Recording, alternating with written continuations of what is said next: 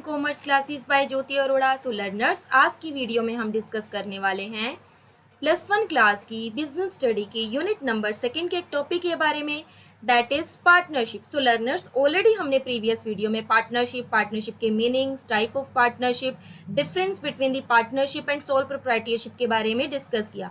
सो learners, इस video में हम डिस्कस करने वाले हैं कि क्या होता है ये पार्टनरशिप डीड, कहाँ क्यों यूज किया जाता है पार्टनरशिप के अंदर। सो लर्नर्स, वीडियो को स्टार्ट करने से पहले अगर आप मेरे चैनल पे नए हैं, पहली बार मेरे चैनल को विजिट करें, then don't forget to like, share and subscribe for more videos. So let's we start. So learners, अगर हम बात करें पार्टनरशिप की, सो हमने ऑलरेडी दिखा था मीनिंग के अंदर कि पार्टनरशिप क्या है। पार्टनर्स के बीच का एक कहीं ना कहीं क्या होता है, ये एग्रीमेंट होता है। जब दो पर्सन किसी भी बिजनेस को करने के लिए, और बिजनेस कैसा होता है, लॉफुल बिजनेस होता है। जब दो या दो से ज्यादा पर्सन किसी लॉफुल बिजनेस को करने के लिए आपस में मिलते हैं, विलिंगली मिलते हैं और कोई ना कोई एग्रीमेंट करते हैं, तो ये हमारा क्या था, पार्टनरशिप था। ये हमने ऑलरेडी पार्टनरशिप के मीनिंग में देखा। अब देखें, जब दो पर्सन आपस में मिलते हैं, जब वो एग्रीमेंट करते हैं, तो एग्रीमेंट देखें ओरल भी कर सकते हैं और एग्रीमेंट हमारा रिटर्न भी कर सकते हैं। देखिए, अगर हम किसी भी पर्सन के साथ ओरली एग्रीमेंट करेंगे, ओरली किसी चीज पे सहमत होंगे, तो इस सिचुएशन में पॉसिबिलिटी है वो पर्सन अपनी बात से मुकर जाए, बॉयकॉट कर सकता है। हो सकता है डिस्प्यूट भी हो सकता है हमारे फ्यूचर में, या दो पर्सन के बीच में मिसअंडरस्टैंडिंग हो जाए। एक पर्सन कुछ और कहे, लेकिन समझते वक्त दूसरा पर्सन उसको कहीं और अलग डिकोड कर ले। सो इनकोडिंग डिकोडिंग का भी डिफरेंस आ सकता है, जिसकी वजह से हमारे दो पार्टनर्स के बीच में डिस्प्यूट या मिसअंडरस्टैंडिंग हो सकती है। सो इसीलिए हमारे लिए बेनिफिशियल रहता है डिस्प्यूट और मिसअंडरस्टैंडिंग को अवॉइड करने के लिए, इन दोनों से बचने के लिए ये हमारे लिए बेनिफिशियल रहता है कि हमारा एग्रीमेंट कैसा होना चाहिए। Agreement should be in written form. Agreement should be in return form. इसीलिए दो पार्टनर के बीच में जब भी एग्रीमेंट किया जाता है, कैसा होना चाहिए, रिटर्न फॉर्म में होना चाहिए। अब जो रिटर्न फॉर्म में एक कोई ना कोई फॉर्म होता है जिसके ऊपर सारी के सारी टर्म्स और कंडीशन लिखी जाएंगी पार्टनरशिप की, उस फॉर्म को क्या कहेंगे, partnership deed. So partnership deed एक ऐसा फॉर्म होता है जिसके ऊपर सारी पार्टनरशिप से रिलेटेड टर्म्स एंड कंडीशन को मेंशन किया जाता है, लिखा जाता है। So partnership deed is an agreement in which all the terms and condition related to the partnership are written, जिसके ऊपर सारी terms and condition पार्टनरशिप से रिलेटेड लिखी जाती हैं।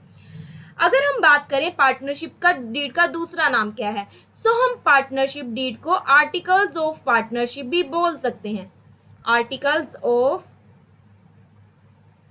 पार्टनरशिप मीन्स कोई भी ऐसा पार्टनरशिप जिसके अंदर आर्टिकल्स लिखे गए हैं। आर्टिकल्स होते हैं कंपनी के अंतर नियम की, कंपनी के अंदर के कानून, जिसके अंदर कंपनी के सारे कानून लिखे गए हैं, पार्टनरशिप के सारे कानून लिखे गए हैं, उसको बोलते हैं आर्टिकल्स ऑफ पार्टनरशिप। और हमारा प्रेफरेबल है, हमारा पार्टनरशिप डीड हमारा रिटर्न में होना चाहिए। लेकिन अगर आपके एग्जाम में क्वेश्चन आ जाता है 1 मार्क्स का कि आपका पार्टनरशिप डीड ओरल में होना चाहिए, रिटर्न में होना चाहिए, so it is not compulsory कि that partnership deed should be in return. It is क्या होता है, ये हमारे लिए ऑप्शनल होता है। ये ओरल में भी हो सकता है और रिटर्न में भी हो सकता है। एक कंप्लीटली ऑप्शन दिया जाता है, क्या चाहे तो आप एग्रीमेंट ओरल में करो, चाहे आप एग्रीमेंट रिटर्न में करो। नेक्स्ट हम बात करते हैं पार्टनरशिप डीड के ऊपर कौन कौन सी ऐसी टर्म्स एंड कंडीशन को लिखा जाता है। अगर हम बात करें पार्टनरशिप डीड के ऊपर कौन कौन सी टर्म्स एंड कंडीशंस को लिखा जाता है, तो सबसे पहले पार्टनरशिप डीड के अंदर, किसी भी पार्टनरशिप डीड के अंदर एंटर करने से पहले, सपोज जैसे मैंने एग्जांपल लेते हैं, A B and C, 3 partner थे, तीनों ने मिलकर अपनी कंपनी स्टार्ट की जिसका नाम था ABC लिमिटेड, या ABC जो भी कुछ भी है, ABC फर्म स्टार्ट की उन्होंने, ठीक है, ABC फर्म स्टार्ट की ABC के नाम से। तो सबसे पहले उन्होंने कहा कि हमारा जो पार्टनरशिप डीड है, हमारे जो एग्रीमेंट है तीनों के बीच में, हमारा एग्रीमेंट कैसा होना चाहिए, रिटर्न फॉर्म में होना चाहिए। अब जब रिटर्न फॉर्म में हुआ तो रजिस्टर्ड कराया और उन्होंने एक पार्टनरशिप डीड प्रिपेयर किया। अब उसके ऊपर क्या क्या लिखा जाएगा, सबसे पहले लिखेंगे name and address of the firm, firm का नाम क्या है, जैसे फर्म का नाम क्या है इस सिचुएशन में, एबीसी जो भी है इनके बीच में, एबीसी फर्म है या एबीसी जो भी है लिमिटेड वगैरह जो कुछ भी है वहां पे लिखा जाएगा। उसके बाद एड्रेस लिखा जाएगा। सुपर्स मैंने कहा ये फर्म है, ये दिल्ली में चला रहे हैं तो लिखेंगे दिल्ली है, दिल्ली का कोई एरिया वगैरह सब कुछ यहाँ पे पर्टिकुलर मेंशन करके चलेंगे। तो name and address of firm, firm का नेम क्या है, फर्म का एड्रेस क्या है, कहाँ पे अपना बिजनेस चला रही है। नेक्स्ट है name and address of the partners, partners का नाम क्या है, जैसे यहाँ पे मैंने कहा पार्टनर्स का नाम है ए, बी और सी। अब पार्टनर, तीनों के तीनों पार्टनर रहते कहाँ हैं, तो तीनों के तीनों पार्टनर्स का क्या लिखा जाएगा, तीनों के तीनों पार्टनर्स का यहाँ पे एड्रेस भी लिखा जाएगा। तो फर्म का नाम, फर्म का एड्रेस, पार्टनर्स का नाम और पार्टनर्स का एड्रेस लिखा जाएगा पार्टनरशिप डीड पे। Next third point is durations of partnership, कि पार्टनरशिप फर्म किस टाइम पीरियड के लिए एस्टेब्लिश की गई है, कि एक पर्टिकुलर पर्पस के लिए एस्टेब्लिश की गई है, लिखेंगे उसके अंदर क्या एक पर्टिकुलर पर्पस के लिए हमारी कंपनी, ये जो पार्टनरशिप फर्म्स है पर्टिकुलर पर्पस के लिए एस्टेब्लिश की गई है। जैसे मैंने कहा पार्टनरशिप, दो पार्टनर्स एग्री किए गए किसी बिल्डिंग के कंस्ट्रक्शन के लिए, जैसे ही कंस्ट्रक्शन वर्क कंप्लीट हुआ हमारी पार्टनरशिप हमारी डिसोल्व होगी या फिर एंड होगी। तो किसी पर्टिकुलर पर्पस के लिए भी हो सकता है या पार्टनरशिप एट विल है। तो जो भी हमारी पार्टनरशिप है पार्टनरशिप डीड के अंदर वो मेंशन करके चलेंगे। सो ड्यूरेशन ऑफ पार्टनरशिप लिखा जाएगा। Next fourth feature is nature and scope of firm business, जो भी हमारी पार्टनरशिप फर्म है फर्म का नेचर कैसा है, मीन्स कंपनी क्या एक ट्रेडिंग फर्म है या कंपनी जो हमारी पार्टनरशिप फर्म है ट्रेडिंग है या एक मैन्युफैक्चरिंग फर्म है। जो भी है यहाँ पे लिखा जाएगा क्या ट्रेडिंग से रिलेटेड बिजनेस कर रही है या मैन्युफैक्चर्ड कर रही है किसी भी चीज का, और उसका स्कोप क्या है, लोकल लेवल पे अपना बिजनेस करेगी, स्टेट लेवल पे अपना बिजनेस करेगी पार्टनरशिप फर्म, या नेशनल या इंटरनेशनल लेवल पे अपना बिजनेस करेगी। जैसा भी लेवल है, जैसा भी हमारी पार्टनरशिप फर्म का स्कोप है, सब कुछ हमारा पार्टनरशिप डीड के अंदर मेंशन किया जाएगा। Next one is contribution of capital by partners, partners ने कितनी कितनी कैपिटल लगाई, ए ने कितनी कैपिटल लगाई, जैसे ए ने लगाई 1 लाख, बी ने लगाई 2 लाख, सी ने लगाई हमारी 15,000। तो जितनी जितनी कैपिटल पार्टनर्स ने कंट्रीब्यूट किया है सब कुछ पार्टनरशिप डीड में मेंशन किया जाएगा। Drawing and interest on it, partners ने कितना ड्रॉ किया, इसके अलावा कैपिटल के साथ पार्टनर्स की कैपिटल पे कितना इंटरेस्ट दिया जाएगा ये भी मेंशन किया जाएगा। इसके अलावा पार्टनर ने कितनी ड्राइंग की, जैसे हमारे ए ने लगाई थी 1 लाख, अब मिड ऑफ ईयर में 1 लाख में से ए ने कितनी विड्रॉ कर ली 20,000, बी ने विड्रॉ की 10,000। अगर सी ने विड्रॉ नहीं की तो लिखा जाएगा यहाँ पे सी ने विड्रॉ नहीं किया या जो भी है इन्फॉर्मेशन हमारी इनकम्प्लीट है, तो भी हमें पता लगेगा कि सी ने कुछ भी विड्रॉ नहीं किया। तो जितने भी हमारे पार्टनर ने ड्राइंग की है वो सब कुछ लिखी जाएगी। इसके अलावा ड्राइंग के ऊपर कितना इंटरेस्ट चार्ज किया जाएगा पार्टनर ने, सब कुछ रेट ऑफ इंटरेस्ट वगैरह मेंशन की जाएगी।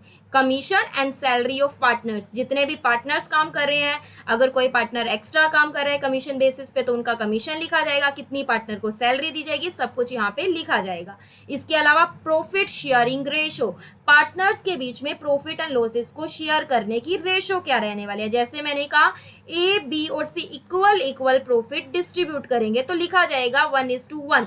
इसके अलावा हो सकता है मैंने कहा उनकी कैपिटल की रेशो में डिस्ट्रीब्यूट करने वाले हैं प्रॉफिट एंड लॉस को, तो जो भी कैपिटल रेशो बनी है, जैसे यहाँ पे हमने बात की थी 1 लाख, 2 लाख और 50,000 की कैपिटल लगाई तो 1:2:0.5 ये रेशो यहाँ पे मेंशन की जाएगी। तो जैसी भी पार्टनर्स के बीच में रेशो है या फिर 2:4:1 यहाँ पे रेशो मेंशन की जाएगी। तो पर्टिकुलर रेशो को यहाँ पे लिखा जाएगा कि कौन कौन सी रेशो में पार्टनर प्रॉफिट एंड लॉस को डिस्ट्रीब्यूट करेंगे। इसके अलावा right, duties and liabilities of partners, कि किस पार्टनर की कितनी राइट्स हैं, किस पार्टनर को कौन कौन से राइट हैं, क्या किसी पार्टनर ने ज़्यादा कैपिटल लगाई है तो ज़्यादा राइट है, क्या किसी पार्टनर ने कम कैपिटल लगाई है तो कम राइट है।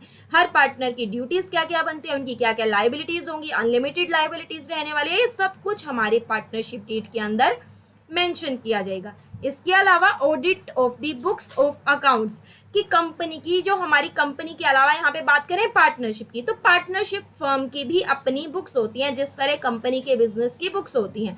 तो कंपनी की तरह ही पार्टनरशिप फर्म्स के अंदर अकाउंट्स जो मेंटेन कर रहे हैं पार्टनरशिप फर्म्स के, उनकी ऑडिटिंग के लिए क्या हमारा एक्सटर्नल ऑडिटर अपॉइंट किया जाएगा या जो ऑडिटर होगा कंपनी के, जो हमारी पार्टनरशिप फर्म रहने वाली है, उन्हीं पार्टनर में से कोई एक पार्टनर हमारी बुक्स को ऑडिट करेगा।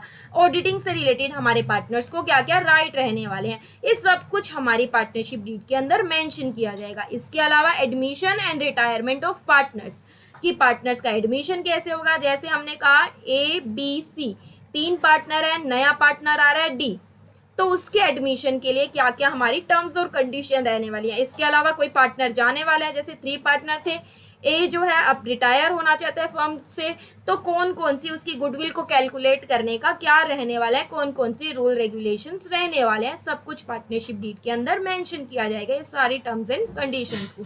इसके अलावा डिसोल्यूशन ऑफ पार्टनरशिप, कि फर्म के डिसोल्यूशन की क्या क्या कंडीशन रहने वाली है, कैसे फर्म का डिसोल्यूशन होगा, ये सब कुछ यहाँ पे पार्टनरशिप डीड के अंदर मेंशन किया जाएगा।